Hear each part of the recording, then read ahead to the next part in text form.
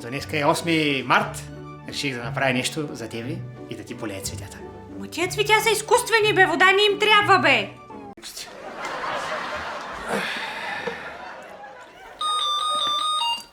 Айде, ако искаш да свършиш една хубава работа, отиди да отвориш да видиш кой е. Не мога сега, имам. Ние само трябва да видим какво дават по новините. Иван, отиди да отвориш! Спасли! Айде да влизаме. Знаеш ли? Айде да те карам.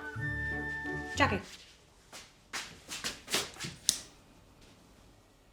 Какво правиш, ма? Паля ти свещ, защото още не мога да повярвам какво ми каза.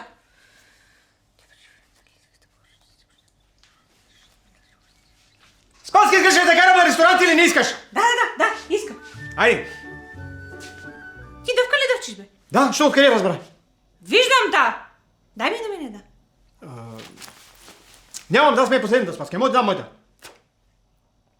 Много си гнусен.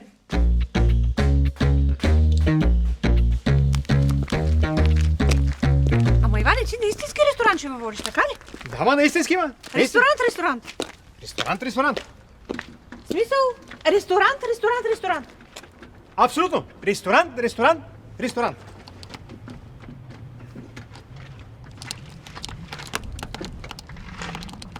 Какво стана сега, пак ли нямаме кола? Няма как да нямаме кола, ма. Просто, нали знаеш, ключалката малко заяжда, има си чело, ей сега ще отворим. Значи, Иване, виж какво. Ако смяташ днеска да ме прекараш през ада, за да отидем до този ресторант, по-добре направо да се прибираме и кой откъде е. Да